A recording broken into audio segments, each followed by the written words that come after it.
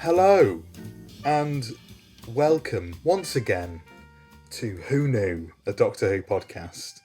I, as always, am your host, Josh Carr, and we're back. We're back for a little bonus episode. This is a little spin-off with a little guest you've just heard there. We're in between series at the moment, but we'll call this episode 20.5. And this is an episode dedicated to someone who's probably appeared the most out of anyone else on this podcast. Someone who's very closely linked to the short history of the podcast.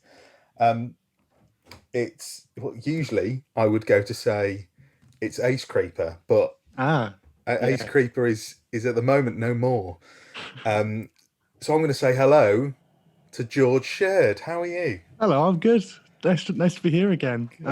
Yeah, back again. I didn't realise I'd been on longer than on more times than anyone else. Maybe sound like a leech. Probably. Yeah. I mean, yeah. This is your third appearance. You appeared right at the start of the podcast. Right in the early stages with an episode all about yourself, and then we talked about your set visit. Of course, that was of the Dalek set. January time. Yeah, about January, and now here we are, 6 months later. Yeah, and a lot has changed, hasn't it? Yeah, quite a bit. Yeah, quite a bit. So I mean, just to give you the reasoning as to sort of why we're doing this, I wanted to check in with George and sort of close off this trilogy of appearances. Trilogy, yeah, it's a trilogy. I'm making it a trilogy.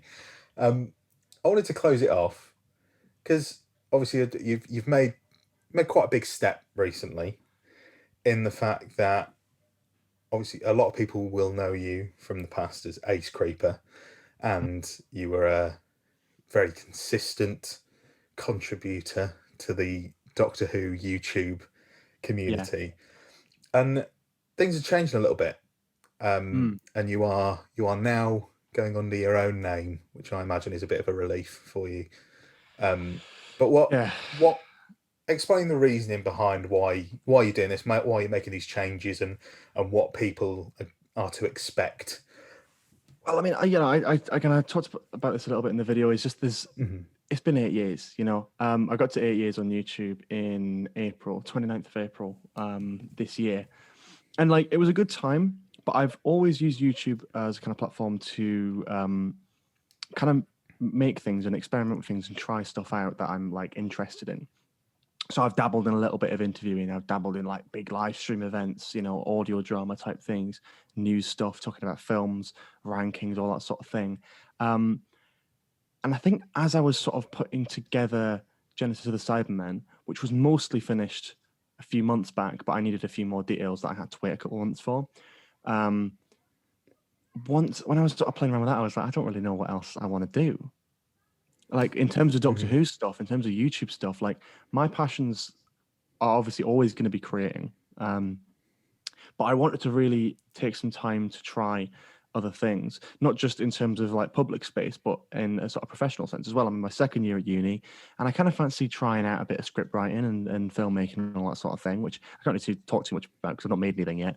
So it's not really an excuse. But I thought just taking some time away from doing YouTube once a week would really help that, and it has, yeah. Good, yeah, because I mean, this is sort of coming a little bit late to the party, but obviously you sort of made this decision, like you said, a couple of months ago, and you've been doing what you said. So obviously, you're not posting regularly on the channel. You're not posting weekly. You're sort of posting as and when projects come up.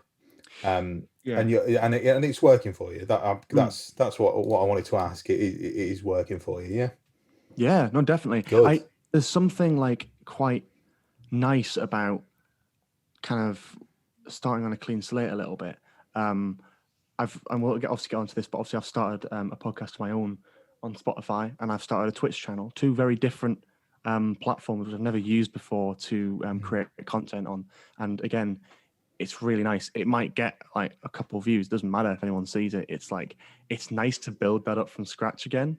As much as I loved YouTube, it always became a game of like, I need to do better. I need to do higher quality. And I never really had the time to do anything higher quality as much as I wanted to.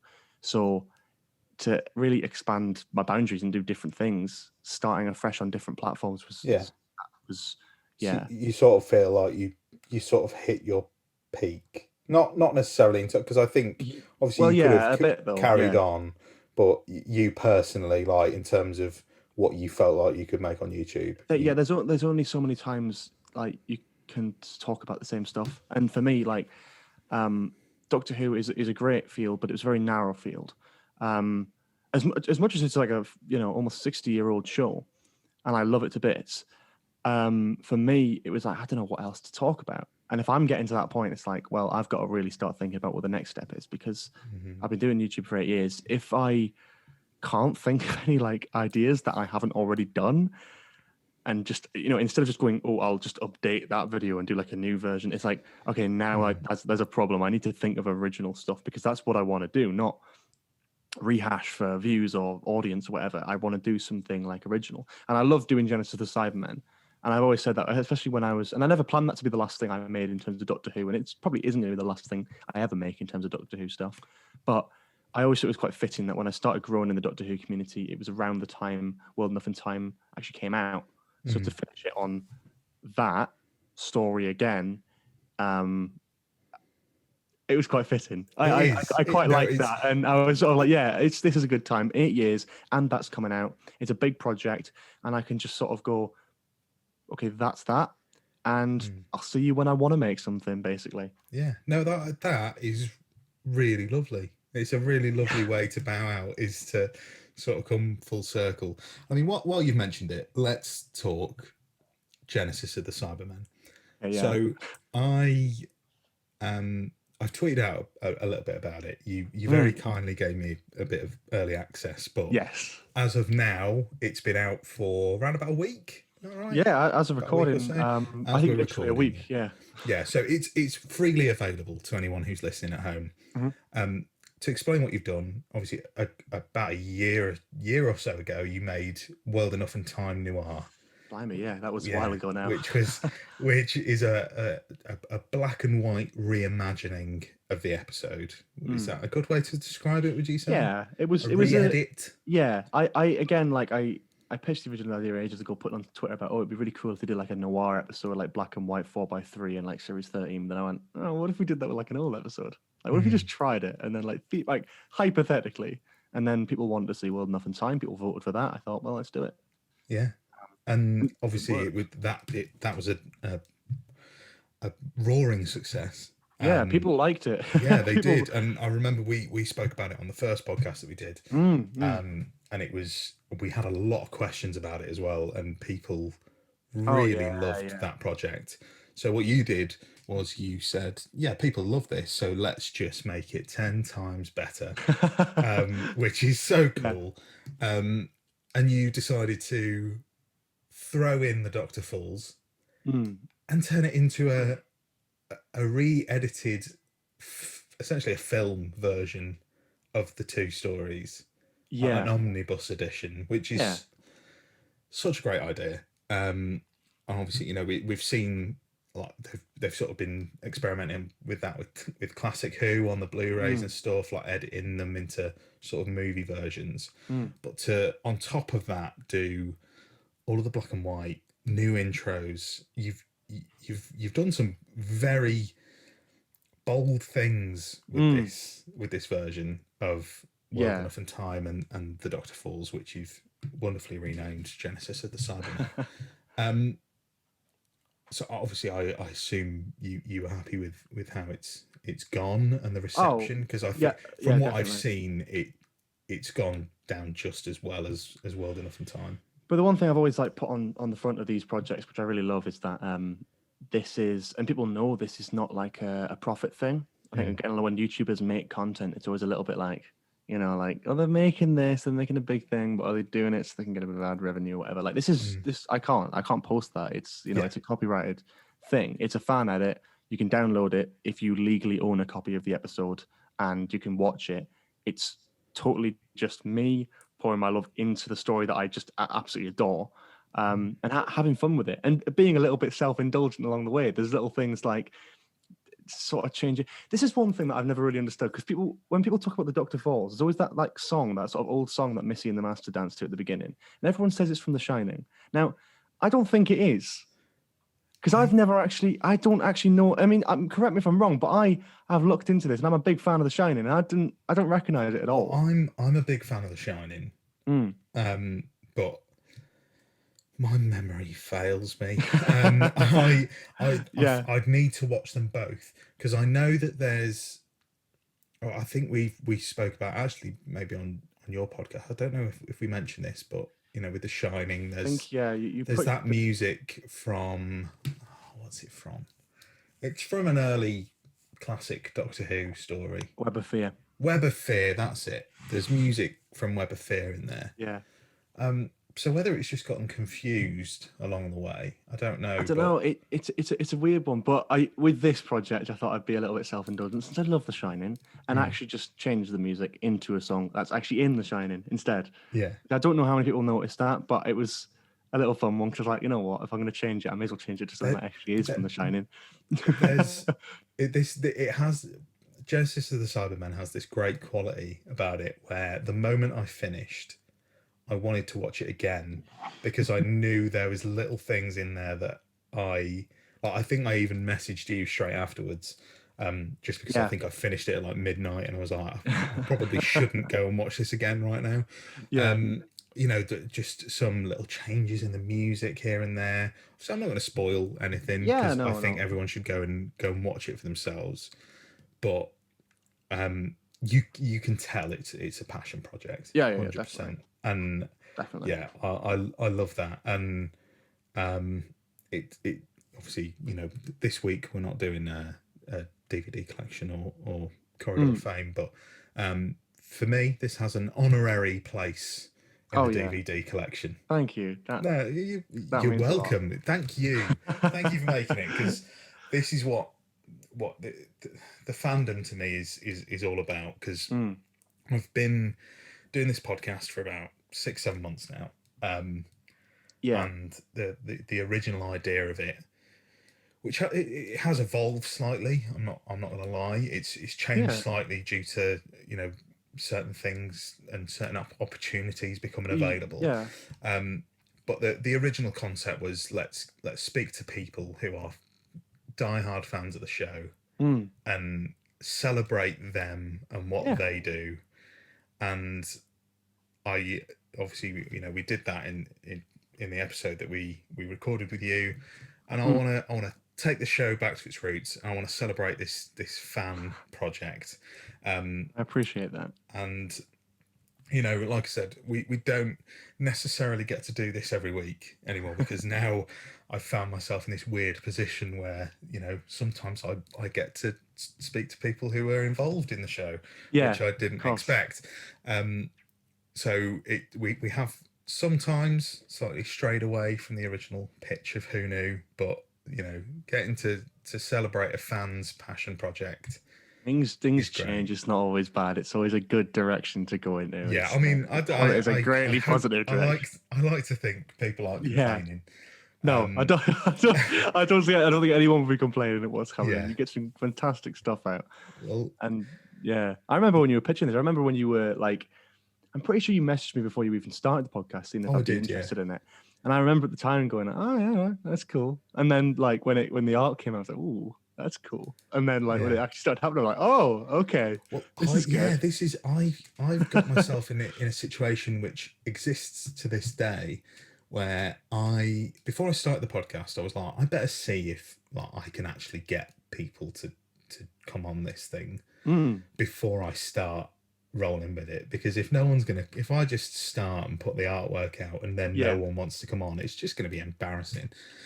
So I just emailed and DM'd everybody that I could possibly DM, and like 95% of them said yes. And there's people that I messaged before the podcast started that I still haven't had the chance to get on, which I'm obviously, I apologise to all of those people. I am working through you slowly, but Yeah. you know, planning these things is tough. But No, definitely. yeah, obviously, with Genesis of the Cybermen, I assume links are still on your Twitter and things Yeah. like that. But there's can links download it. there. I don't know how many of them still work. I mean, there's a thing where Google Drive like limits you per day. So I don't know. It depends on if it's not active, just wait a day or two, Yeah, and then well, if it's what still we'll, not active, then what we'll do is I'll try. when this episode goes live, I'll grab a link from you if that's okay. Yeah, yeah, And yeah. we'll pop it under a tweet on the Who Knew account, and you can go and find it there. That's great. Honestly, That's really great. it's a great project, and you should definitely go and see it. Thank you. And that I'd say Genesis is one of many highlights you've had across your time doing this, and I'm very conscious of not, you know, making this sound like a eulogy, because Yes, I'm not. I'm not dead. obviously you've essentially changed the name of your YouTube channel, and Yeah. you've just changed the amount of content you're putting out. You aren't regenerating, you aren't dying. Yeah. But I think it's good to, as you said, this is like the closing of a chapter. You're starting a new chapter for your channel. Let's have a little look back at that first 8 years. Yeah. I want to know I have highlights of your channel because I've been a fan of yours for years. But thank you. But yeah. What are your personal highlights when you look back? What do you feel the most pride towards? Specifically last year's. Well, actually, not specifically. I think generally the charity streams are always great. Obviously, like, I can't look back on them and go, yeah, that was shit. You know, it was a fantastic experience to do, and a really, you know, it was really honoring to be able to host something that the community really got behind, multiple years running. You know, getting more and more, you know, higher quality each year and all that sort of thing. Probably, you know, some of my earlier stuff, I look back with a bit of detest to like some of the Gary's Mod, Five Nights at Freddy's content that I used to make. But in fairness, it got me that first couple thousand subscribers that I kind of needed to get off the ground. Otherwise, you know, if it wasn't for them, I probably wouldn't have even started doing Doctor Who content. So, you know, credit where it's due. Oh God, I'm trying to think of. It's just so much. There's just so much. No, there is. This is the thing. You've done so many things. I mean, I just because, as like I said, I mean, I have to remain cool and calm and collected as a host. But I'm going to be honest. I now deem you to be a quite a close friend. You know, we've spoken quite a lot. Yeah, absolutely. But you know, before this whole podcast thing started, you know, I was a fucking Acecreeper stan. You were just like one of my ultimate comfort watches as well. Like, I remember some pretty rough times, and my solution would be, let's watch a bit of George, and let's watch George talk about sonic screwdrivers for half an hour, or let's watch George like play with some TARDIS interiors on Gmod or whatever. I mean, that means a lot. Yeah, no, I mean, and I think a lot of people who are listening would think like that. And obviously on behalf of people listening who have been fans of your channel, I imagine they would want to say thank you for what you did and all of your content. You're welcome. Before you died. I don't know what to say that. Yeah. Before I died. Before Acecreeper died and was replaced with Georgie Shredder. Yes. I disappeared and came back with a middle part in. Yeah. But I mean, yeah, you've done some mad stuff. I'm right in saying I hope I'm not misremembering this, but like, go on. Pretty sure you interviewed Nick Briggs, didn't you? Yeah. That was a fantastic experience. I mean, I Nick Briggs. That was honestly, it's fun that I kind of like gloss over, only because it happened like the week before like COVID hit. Like literally. Yeah. So I got invited out to the escape room event as like press. And they gave you the opportunity to sit down and have like a quick chat with Nick Briggs, like a 10-minute chat, which is great. I was shitting myself. I was absolutely, because I'm like, it's not like over a Zoom call where I can like be nervous outside of the frame, like I can like bounce my leg and be like, "Ugh," whatever. I'm like sitting next to him in like a little press room, and I don't know what to do. I've got a few notes on my phone because I wasn't expecting to interview him. I got told on the day, and I've got like notes on my phone, thinking, oh, should I ask him the one about bread-sized Jadoon? Is that too? Oh, I don't know. Should I? But it was great. He was really lovely, and like, I don't know if I just interviewing is like remembered that you asked him like, the yeah, bread-sized Jadoon. yeah. Well, it was going around Twitter at the time, and I thought, well, I may as well contribute to it. Yeah. Oh man, what? But yeah, no, that was great. Yeah, no, that again, like, I sort of weird because I forget about that. It was really weird because if you even watch that video now, again, like talking about the timing of like COVID and stuff, like I went in to shake his hand and he like refused, and it was COVID, and he like sort of like elbow thing, and I was kind of like a bit at the time. I was like, oh, okay, that's a bit weird, but cool. Because in my head, I was like, well, I was just like shaking your hand. It's not that big of a thing because everyone was like, oh, it's mass hysteria, and a week later, it was no longer mass hysteria. Yeah, and now a year and a half later, still here. So, yeah, exactly. So fair play. Nick Briggs was ahead of us on that one. Yeah, Nick Briggs ahead of his time. He's there. I mean, do you have any regrets?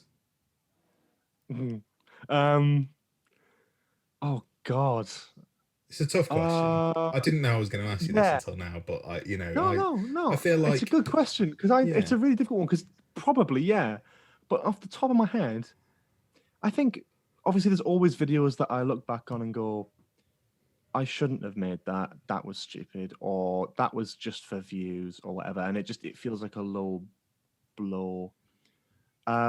Regrets probably not come in the form mostly of like not pulling my finger out quick enough with some video ideas. The complete history of the Doctor could have been made about 3 or 4 months before it did, before it actually came out. That was a great video. That would have came out. That could have came out like a month after Timeless Children. That would have been perfect timing. Yeah, I just couldn't be asked because of the whole COVID thing, and I just sort of did my own thing. And well, it was a difficult time, I don't think. Oh yeah, I know, but I'm sort of like I always look back on that and go, God, I wish I'd done that just slightly earlier because I could have really hit the ground running with that. In terms of other stuff, I think just there's times where I feel, whenever I've made content that's just like to fill a gap or just for the sake of making something for that week, I always regret that because I look back and go, which is sort of what you're addressing now is like. That's me going, right, okay, now foot down. Let's stop doing that. The whole name change thing though, that in relation to that is sort of that was a long time coming. I looked last year where I was thinking about, even in lockdown, I was talking to my friends about it. Like, I was thinking about doing this, but I didn't want to lose subscribers or anything. Because at that point, I wasn't thinking about changing the content. Because I like, I'm a big fan of like Josh Snares, who has his name there. And I think he said he like regrets that. So that's an interesting one. And I'll see how that pans out for me. But I, at the time, was like, that to me looks more professional. And like, I'd want to be part of that. At the moment, I don't really know where I want it to go. I just know that I want to have a professional outlet. So I don't have to introduce myself as going, oh, I've got a YouTube channel with 20,000 subscribers. And they go, oh, that's cool. What's it called? And I have to go, Acecreeper. Because it doesn't professionally, that on Twitter or whatever, that's fine. Yeah. In like a game of Call of Duty, Xbox tag, that's fine. Doesn't matter. But when you're introducing yourself, if it's someone important or you're like getting invited to do like a freelance job and you go, oh, I've got a YouTube channel.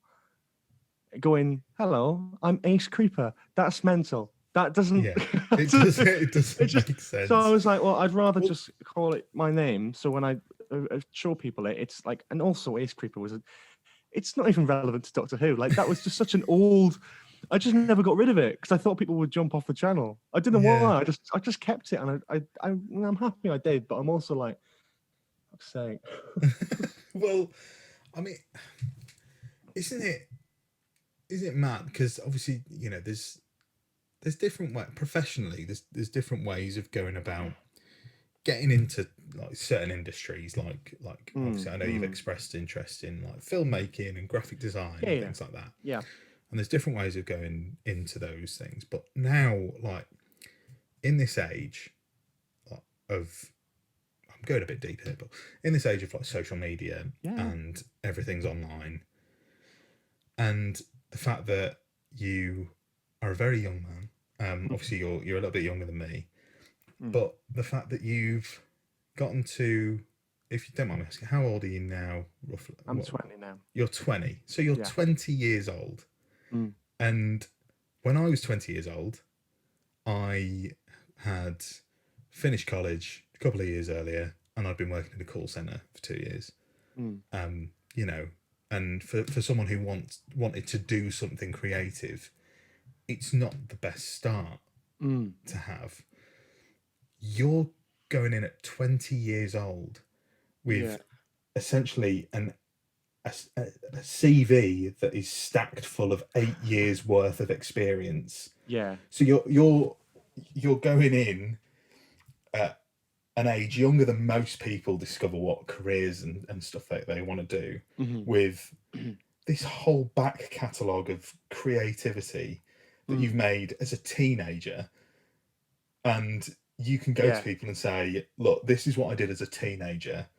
And not obviously not being cocky, but you know, you sort of have to be in these sort of situations. Say, imagine what I can do when I'm older and more the mature. thing is though, like as well, I find myself, and this is the one thing I've always hated about being on YouTube, is the one thing that really stuck out to me. Not a reason why I left, not any of that sort of thing, but something that I've come away from and I've been like, God, that's a relief.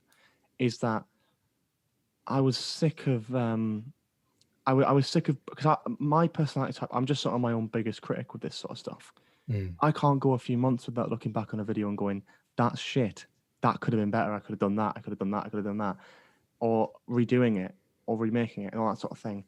And I get very easily embarrassed over that sort of stuff, which I shouldn't do.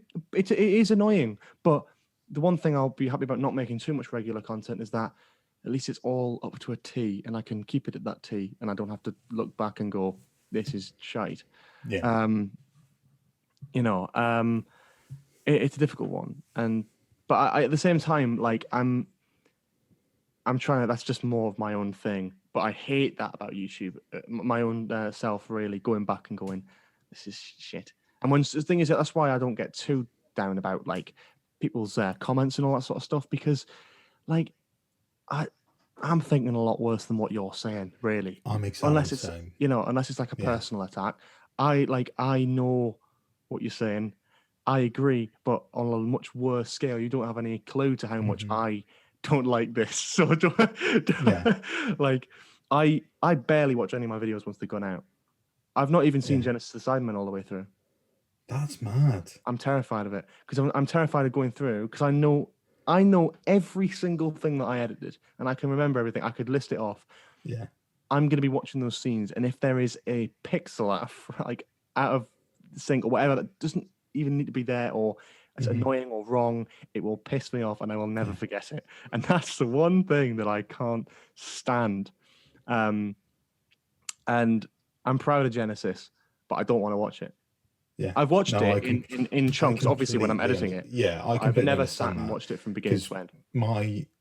I love making this podcast, and I love every single experience that it's given me.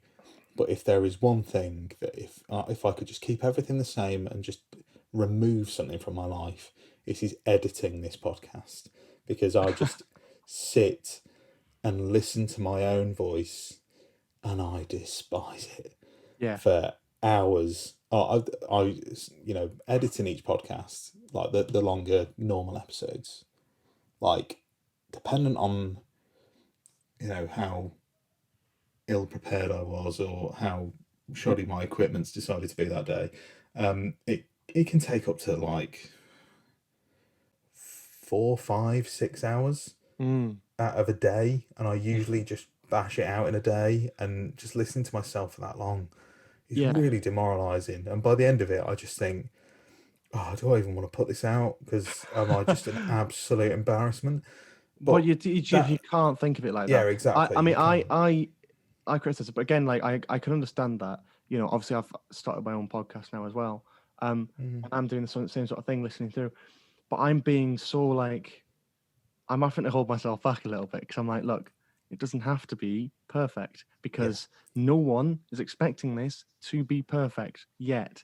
If I had like 1 million followers on Spotify, then it would have to be pretty bloody perfect, but it doesn't have to be now. It can, and this is the one thing, actually, just as a sort of point again about the like podcast and stuff like that as well, which you might relate with a little bit, in like your approach and stuff.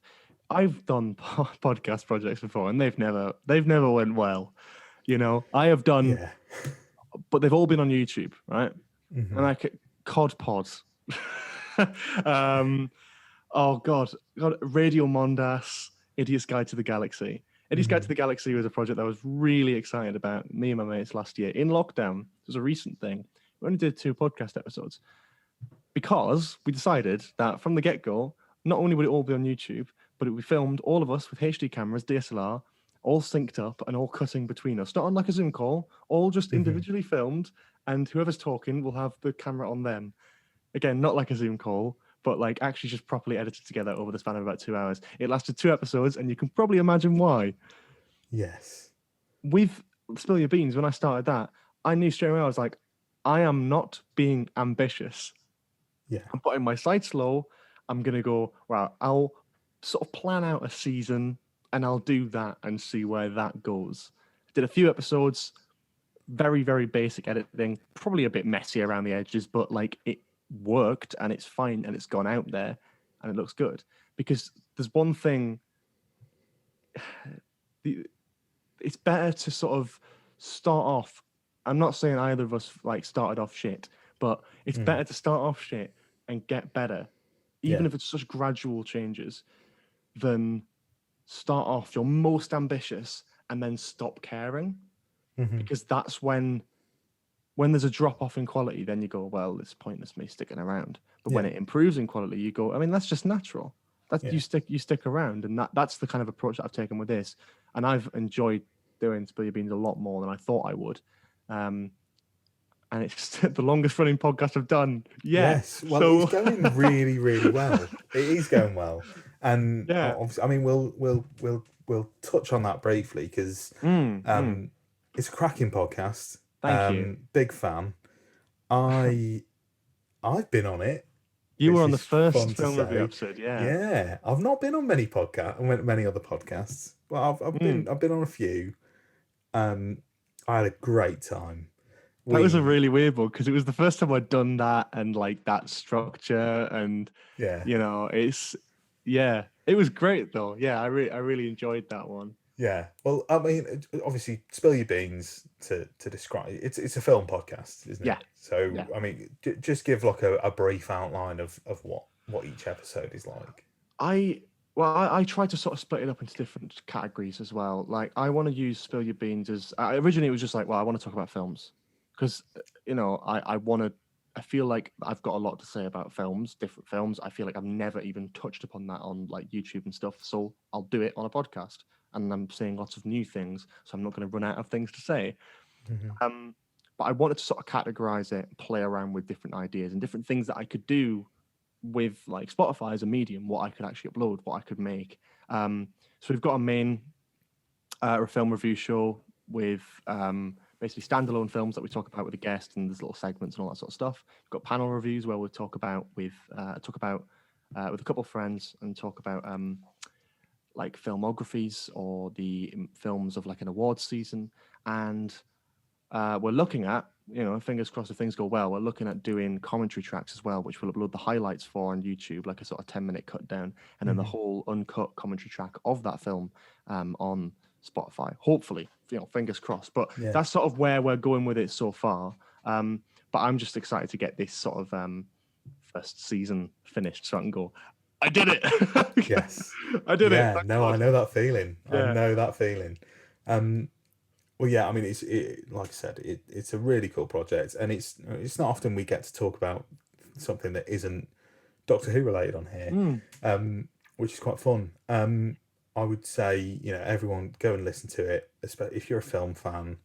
If you're a film fan and you like Who Knew, I think you're destined to love Spill Your Beans, because it's great, Yeah, and it's not. I'd say it's got a similar vibe to Who Knew. I like it. I yeah, feel at home when I was yeah, on Spill Your Beans. I felt at home. yeah. Well, there's definitely inspiration there. When I saw how Oh, you were doing your thing, and bless. no, but for real though, because again, like I've talked about this before on I don't know either on here or either just um in a call that we've done at some point. Um, Mhm. there's so many podcasts out there, especially Doctor Who ones, and the one thing that I really love, like legit, well, there's multiple things that like set yours apart from others, and I'm sure lots of other there's so many Doctor Who podcasts out there. I'm sure loads of people have got like little quirks and stuff that are good, but it just there's something I don't know what it is, but maybe it's something to do with like the segments, the sort of style of it. Um, but when I got on there, I was like, this is good. There's something about it, it's just good, and I like that. And I was like, you know Well, what? If I can do that's something of a similar vibe yeah, to that, but just in film, then that's kind of where I'm like pitching this. yeah. Well, Um, that's exactly how I felt when I was on Spill Your Beans. that's good. I That's was good. like, this is good. This works. I'm This glad to hear works. that. Yeah. Yeah. It's really good. And like I said, I was on there. We chatted about one of my favorite films, Whiplash. Mm, Um, and we had a great time talking about it. yeah. And you've had some really some good ones. You've had a few trilogies recently as well, haven't you? You've had Yeah. I trilogies got a bit. galore, which is Got a bit appropriate for mental with that. today. Yeah, I mean, I did the prequel trilogy, the Star Wars prequels. Um, we did the Back to the Future trilogy, and then as of recording, I mean, it'll probably be out by the time this goes out. The John Wick trilogy as well. And I think I'm doing three Marvel films on one podcast as well at some point. So there's quite a Oh few Lord. collections. But again, it's just experimenting with it and seeing what works. If I feel like um, I can fill up the time better with better quality content if we're keeping it to like 2 or 3 films per podcast, then I'll sort of go in that direction. Again, like you just refine things as you go on. Hmm. Um, but yeah, no, a lot of trilogies. It is a bit chaotic when I look back at it and go, Christ, how many Yeah, films have I bloody talked about on here? yeah. You're Jesus. averaging like the 3 films a podcast now, Yeah. which it's a lot. It's a lot, but I like it. I like Yeah. it. Um. So I mean, obviously you've transitioned from YouTube Mhm. especially over the past couple of months to a couple of different platforms, like you said. You Mhm. said you've now working on Spotify, working with the podcast. Yeah, yeah. You've started up a Twitch channel, which Mhm. is very exciting. I know you've been doing a lot on I that I love it, very recently, honestly. and you're really I I can see in honestly, your I face you're just I enjoying it. adore it. I don't know what it is, but I never tried. I never went onto Twitch. I've never watched Twitch. I never streamed on Twitch. I always had an account, but I never went over to it. I don't know why. I guess I just liked YouTube, and I was like, I'm going to stick with YouTube. But then I'm moving away from YouTube, and I thought, you know what? I fancy Hmm. doing some live streams. I'll try it. Yeah. It's so much better. I was so blown away by it when I went on. Just things happening, and I'm like, what is it? What's going on? What's a raid? Why have I been raided? What does that mean? What is I don't know what what these all things this? mean. And This is all but alien to me. it's great. It's so much more of a, like a community feeling, and also as well because it's not attached to the YouTube channel. I can stream as much as I want, and it doesn't feel like I'm Hmm. sort of washing out any content with it.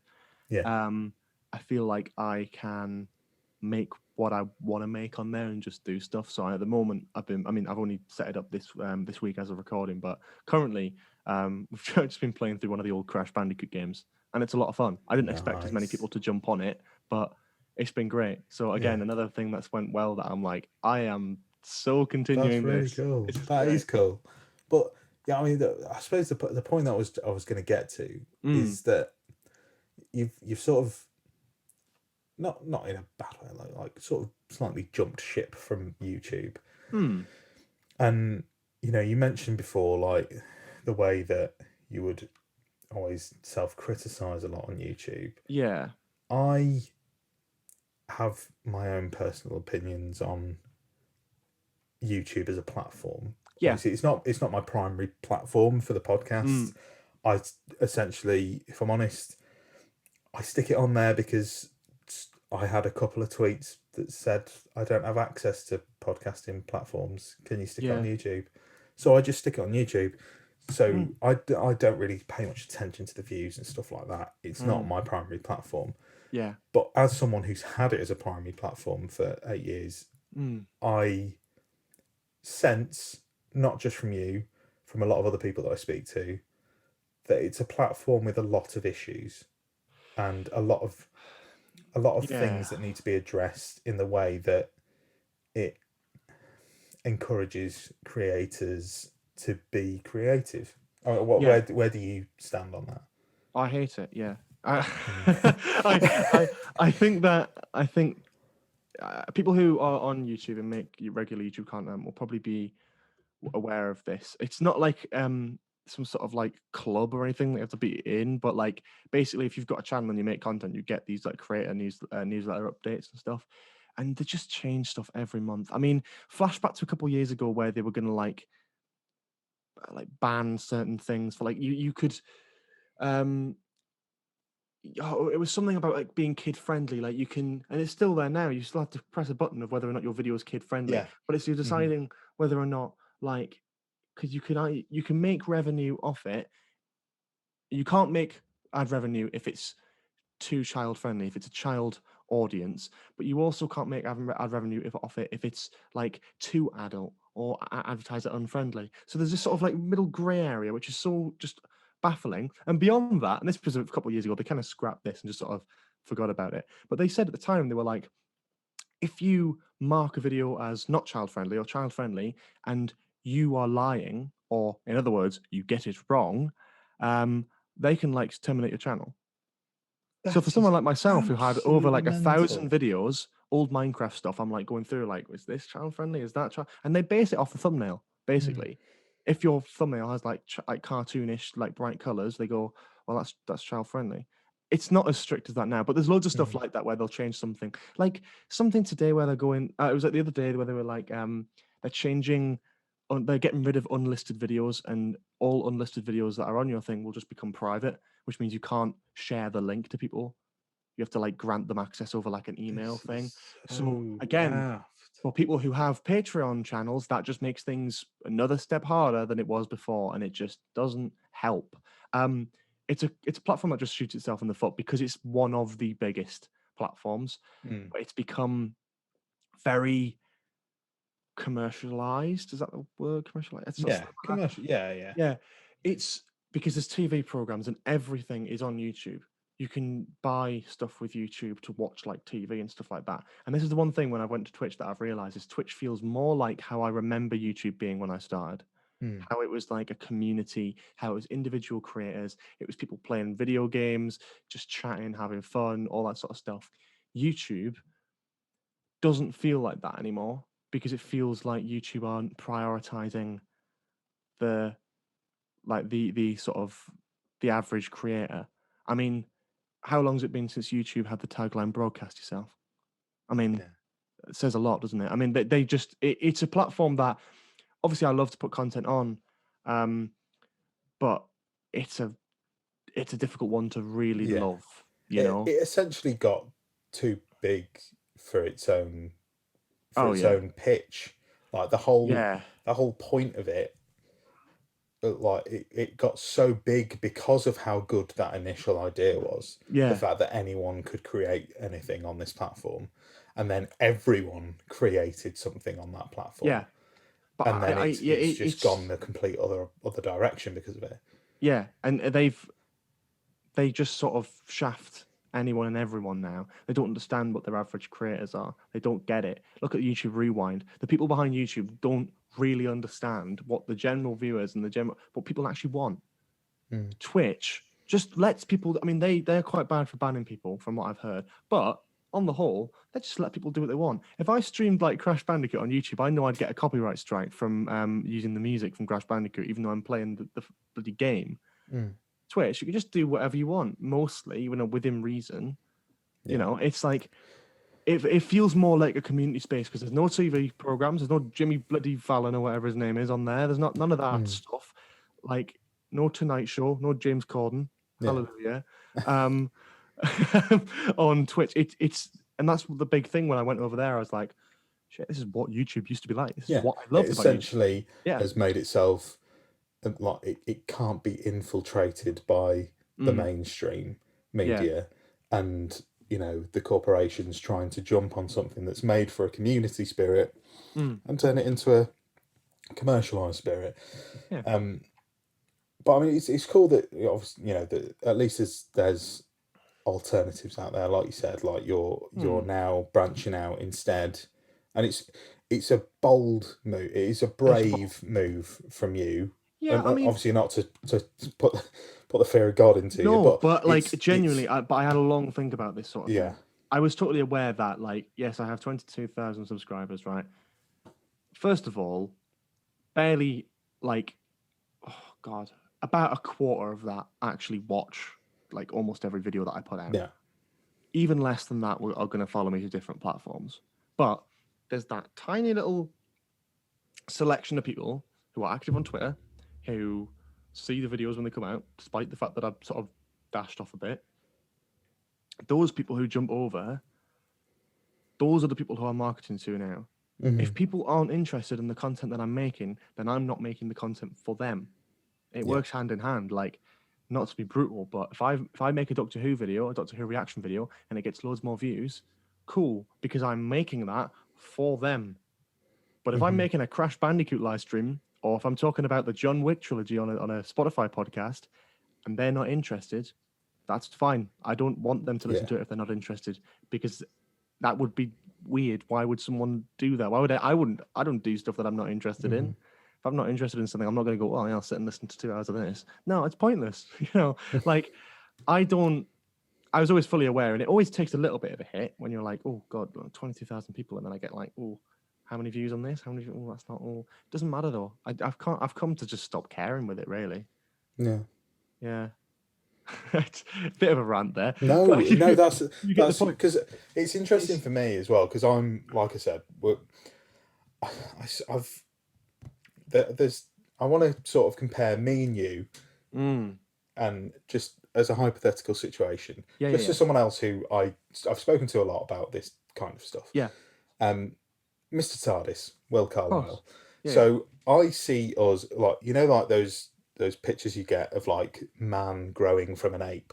Like, I'm the ape. I'm just at the beginning of this. Horrible analogy. But go on, I'll hear it now.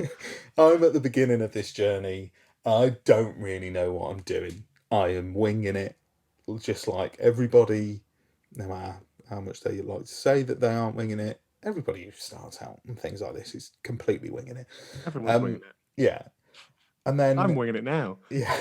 And then there's and then I compare. I look at myself. So if we look at me where I am now, and I look at Will. Now Will is someone who is, in my, he's like, despite the fact that YouTube is such a platform that is, it's got a lot of problems. He's like an oracle on all of those problems. He's had every problem about 500 times, and he knows how to deal with all of the problems. Yeah. And I've chatted to him just about a couple of little things, like issues that I've had with YouTube. And he's always incredibly helpful. Please don't go bombard him with questions. I don't want to cause that. He may be happy with that, but I don't want to cause it. The agony aunt. Yeah, but like, I look at him and I think, like, with his marathon series, he had that finished 3 months ago, and he has to go through all of these stages of approval and things like this from YouTube before he can even consider posting it, so that it's viable for him to post, because obviously it is a source of income and things like that for him, and be able to make something creative and have it benefit him as much as it benefits the viewers. Yeah. I just look at that and I'm like, isn't it baffling that as a platform, someone has to be able to do that to be successful? And then I look at a platform like what I use, which is Anchor. That's the platform that I use, just as a bit of behind the scenes. it's run by Spotify. You essentially distribute your podcasts on there. I think Anchor's great. I had no idea about podcasting, and I was baffled when you said that, like all the details about it. That was something when you were starting to spill your beans, you messaged me, and you were I think you were like, well, because I was like, what license do I need? Yeah, like what license do I need to buy? Where do I go through? Like, how do I submit this to Spotify? Like, what? How much is the license? How much is it per month? What it's nothing. Like, it's free. It's free. It's all free. Oh, it's mental. Right. And essentially, you download an app, you record your podcast however you like, you get the file, you put the file onto Anchor. Takes about 5-10 minutes, depending on the size, if that. And then you write your description, you put your title in, you click submit, and it's posted. Done. Yeah. And it's not that it's posted to Anchor. It's posted automatically to every podcasting website. Yeah. I found my podcast on podcast websites that I didn't even know I was on the other day. Like I found like I haven't even thought about that. Yeah, I found like six podcast websites that I've never heard of. I just share the Spotify link. I totally. You saying that has reminded me that, hang on, am I on Apple Podcasting? Yeah. I mean, you have to wait a little bit to get approval when you first start. Yeah, Once you've got that approval, I forgot to check. Yeah. What I do is, so bearing in mind, Who Knew comes out on a Monday morning, around about 7 a.m. Usually, I start uploading Who Knew about 6 a.m. on a Monday morning. And I put the files onto Anchor. Wow. I post it, and I usually, sometimes you might notice it comes out a little bit earlier than 7 a.m. because I just release it at 6:30, and by the time 7 a.m. comes around, it's already on every single platform. That's mad. In half an hour. Love that. It's incredible. And I'm so like, that is so good for me. I am just chaotic with my stuff. Honestly, I'll record it in batch, which is weird to do anyway.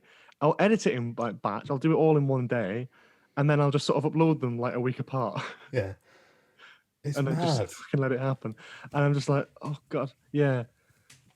It's so much simpler, and I just think there's so many things that YouTube throws at you that it doesn't need to throw at you. Yeah. And I compare that to when I started just putting the podcasts on YouTube. Like, I mean, I face a tenth of the challenges that some other creators face, because I literally record my voice, put it on a video in iMovie with a little graphic that I make in 10 minutes, if that, and I upload it. And I still have so many issues getting these podcasts on. Just the interface is baffling. It breaks all the time. You upload a video and it gets to 99% uploaded, and then it's just like, oh, this didn't work. I don't know why. It's baffling. It's baffling. But there's plenty of problems with YouTube. I don't even know if I can even list half of them. It's like, but generally, like for me, obviously that's for me, that's more of like a relief coming out of it. That's something I'd forgotten about, and I've come away and I've looked at other platforms. Again, like I've used Anchor, I've used Twitch, which is like quite similar to YouTube. And I've been like, right, so that's what I've been missing the whole time. Right, good to know. Yeah. I should have been doing this years ago. Twitch, when I started doing Twitch, when I did one live stream on there, I was like, why haven't I been streaming on Twitch this whole time? Yeah. Why? Because it's so much better. Maybe Who Knew will have to try Twitch. Who Knew on Twitch? Who Knew live? Yeah. Maybe. There we go. I've toyed with them playing around with Spill Your Beans on that sort of front. I was speaking to my flatmate about it, but Twitch is great. I'll tell you about it after the recording a little bit more. That'd be great. I don't know, just sort of break down the affiliate scheme with Twitch on this podcast. How interesting. I want to say, also add a little addendum. If you're someone who wants to create stuff and you want to make stuff, obviously, as a platform, there are still a lot of benefits to YouTube in terms of getting yourself out there. Use it. And I'm not trying to discourage people from creating things. Oh, God. I just want to also let people know that, as I thought for a long time, YouTube isn't your only option. Yeah. because it has a lot of problems, and there are a lot of other things a lot of other platforms out there, and a lot of other ways of creating the content that you want to create. I've tried YouTube channels Mm. about, I think, Who Knew is probably like my 5th YouTube channel that I've tried, Mm. and I just gave up. I gave up. I think the most I got to was like 3 videos. I had a film Yeah. YouTube channel a couple of years ago, and it just didn't work for me. It just didn't Yeah. work. And then I found podcasts, and I found Anchor, and I was just Yeah. like, this works for me. Yeah. So it's just Yeah. about finding what's best for you. And if Oh, it yeah. doesn't work on YouTube, don't be discouraged. It just might not be the thing for you. That's one thing as well. Like, if you want to do something on YouTube, you want to. It doesn't matter. If you're going into YouTube with the idea that you want to be the next big thing and the next person to have like 20 million subscribers, it's not going to happen if you go in with that mindset. No. If you go in with the mindset of just enjoying it, and then, you know, it doesn't matter what you get. Because, Yeah. like, if you try and graft and you try and put in loads of, like, I mean, obviously put in effort, but if you're actually trying to just get views and subscribe, it never works because you look like a bit of a tit. If you want to make stuff, just be creative, put your stuff out there, Put right that people will time find it. into your content, and all the rest of it will come. It will come if the content is exactly creative and it's original and it's fresh. Yeah, but definitely don't like give up on that if you want to try it. You know, as someone who started YouTube when I was like 13, like it was fun. It always has been fun. For me, towards the end, it just stopped being a bit fun. So I was like, well, okay, I want to do other things that are more fun.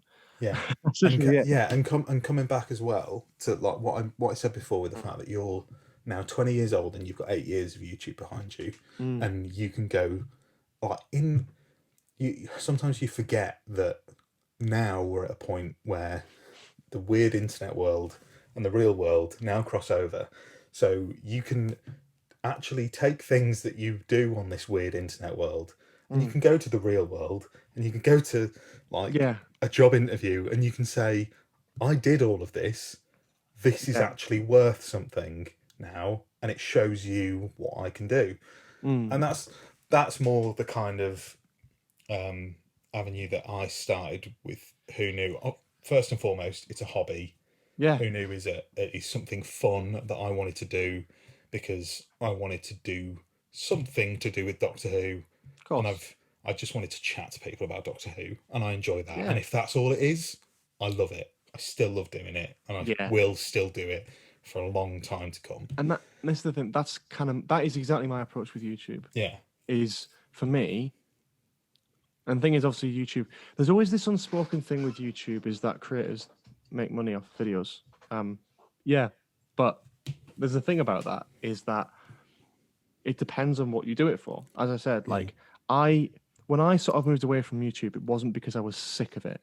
It was because I would rather say, well, I'm stepping away because I'm not enjoying this as much as I used to, than go, oh yeah, I still love this. I'm going to keep making content because at the back of my mind, I'm going, oh, I hate it, but I can make money off it, because that's ridiculous.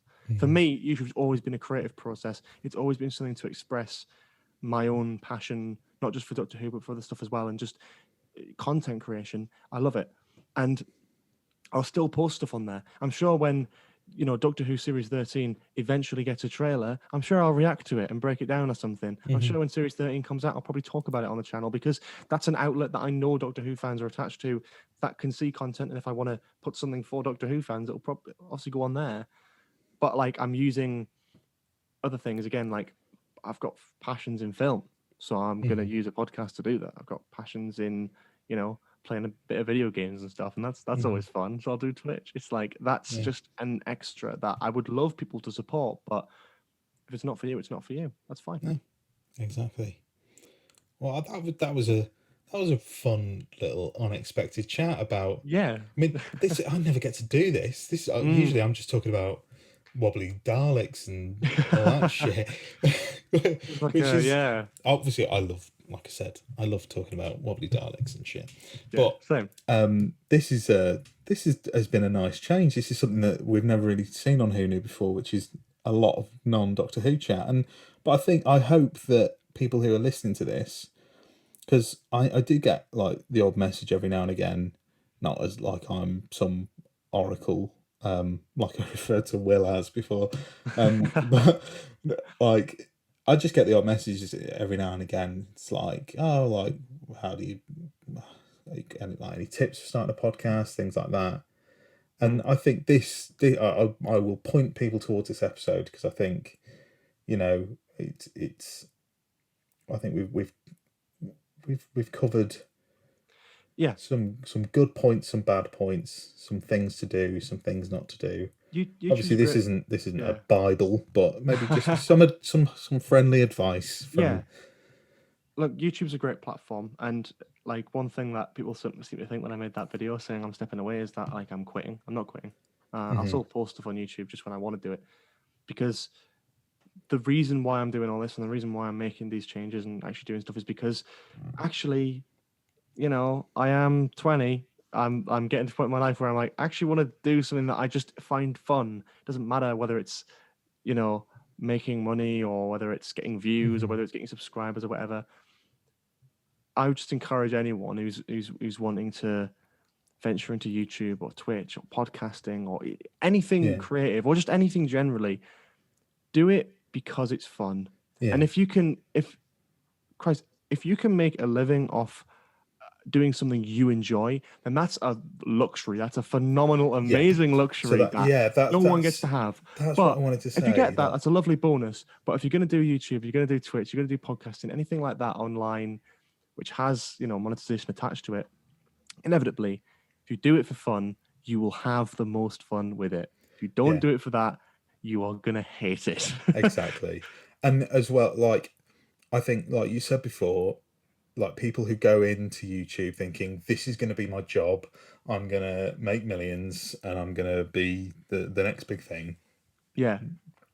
That approach doesn't work. If you want to do these kinds of things, I think a better approach, not necessarily just go in as a hobby. Like if you do actually want to work towards something like that, have your fun with it. See it as a hobby. This is exactly what I do. Yeah.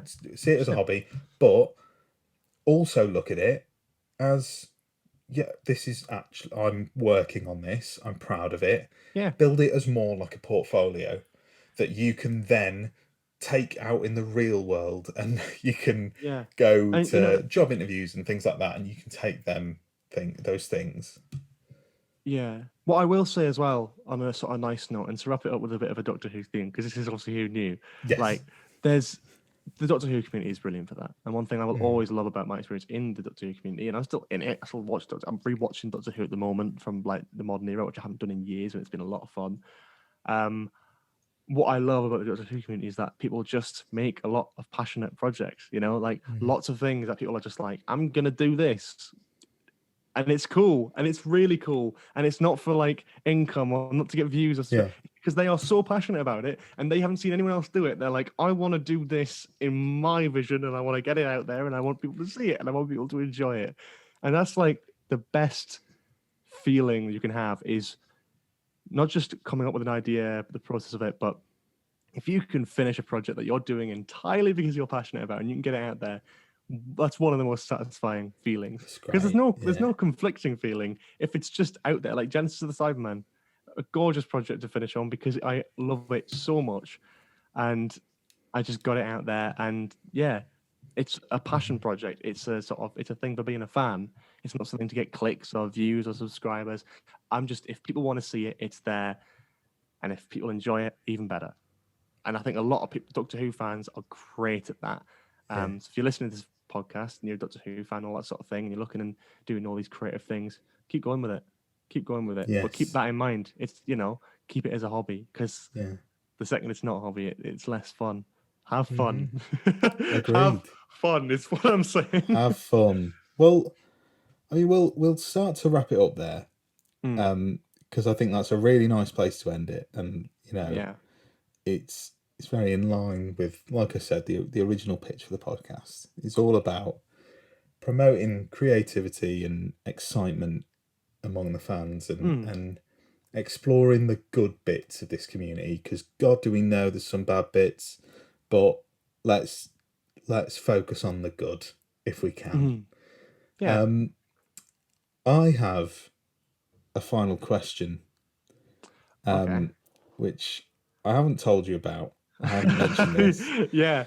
Yeah. There's a question that I ask at the end of all my podcasts, which is, what does Doctor Who mean to you? Mm-hmm. And that's usually after an hour or two of Doctor Who chat. Mm. I'm not going to ask you that. Okay. I'm going to ask you a slightly different question. Okay. And this may sound strange, but as you sort of come, like we said, to a new chapter, you're not dying. Mm-hmm. It's just I'm regenerating. You're if you will. regenerating. It's a slight. It's a change. You're moving on to different things. Mm. What does Acecreeper Mm-hmm. mean to you? Oh my god. Oh, that is a As really difficult question. sort of Bloody hell. as an if you look back on the 8 Um, years as the era, what does that mean to you? it's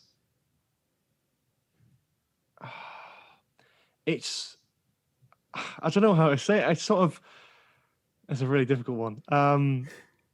Wow, that's a great question. Yeah. I just didn't even know where to It's just begin what with I that. do, innit? It's what I do.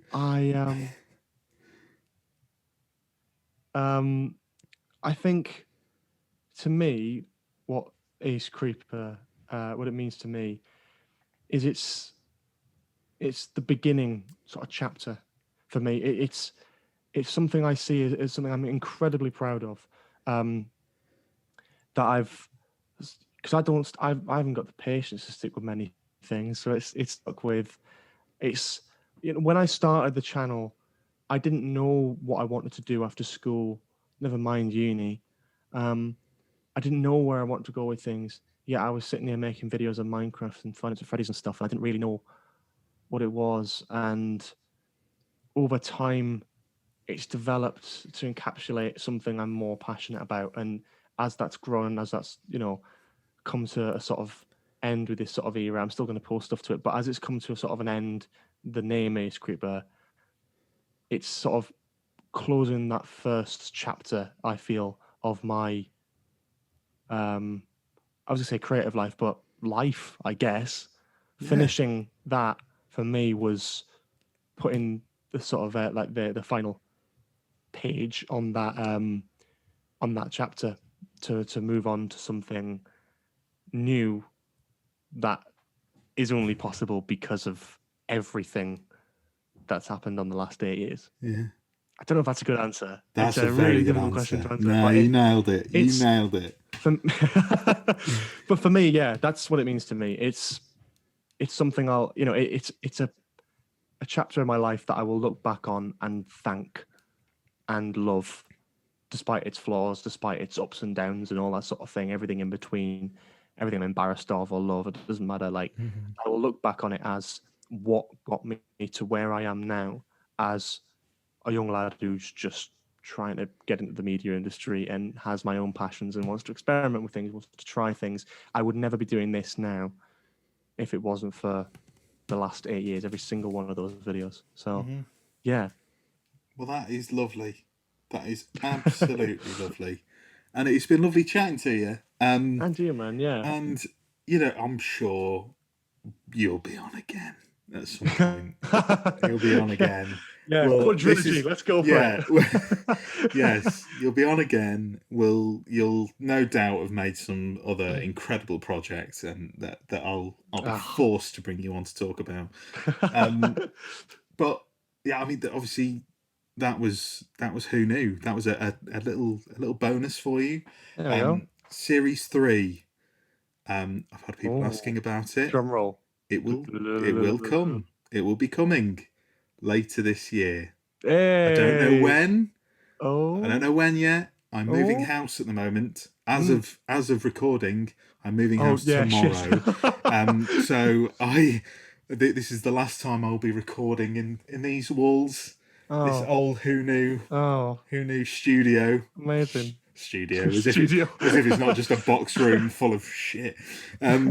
Anyway, Series 3, I'm trying to make it as good as possible. And as soon as I can physically get in a room of my new house and record it in a good way, I will be doing so. I can assure you. Hopefully, a couple of months, and you'll be hearing some stuff. On top of that, just another little thing that I want to plug. I nearly apologised to you then. Well, this is my podcast, so I can plug one. So I'm also working on a Doctor Who fan audio series. Speaking of passion projects, it's an original Doctor Who fan audio series. You may have seen me tweet about it. I'm currently in the middle of a bit of casting for our two main companions. But if you want to get involved, feel free. Chuck me an email, send me a DM, tweet me. I'm constantly needing people for a lot of different things: writers, directors, actors, graphic designers, all this jazz. And I'm really excited about it, and I'm hoping to get it out early next year. But over the next few months, you'll be seeing a lot of exciting announcements, and those announcements, if you want, they might involve you you lovely lot listening at home. That's the aim. So check that out. Have a little look on my Twitter at Josh Ryan Carr, at whoknewdwpod, and email me whoknewdwpod@gmail.com. And you can listen to the podcast wherever you get it, Spotify, wherever, YouTube, as we said. A big list of And George, feel free, plug away, whatever you want to plug. All these new platforms. Oh God, yeah. It's not just under one address now. Spill Your Beans on Spotify, podcasting, all that sort of stuff. gbsheard on Twitch, and gbsheard on Twitter, Instagram as well. So if you want to keep up to date with projects that I'm working on, all that sort of thing, or just want to watch me play Crash Bandicoot and play it terribly, then that's the place to be. I think that's all I really want to advertise. Yeah. Well, again, thank you so much for coming on. Thank you. Very different episode, but I hope you all enjoy this. And if you want to hear more of things like this, slightly less Doctor Who related, dare I say, am I going to get absolute pitchforks for 100%. But yeah, thank you for all. Look, the words didn't come out right then. Yeah, that was thank you all for listening. You're all gems. Love you. Yeah, you're brilliant. I don't know what to say. I'm just sort of like, great. Yeah. See ya. Bye.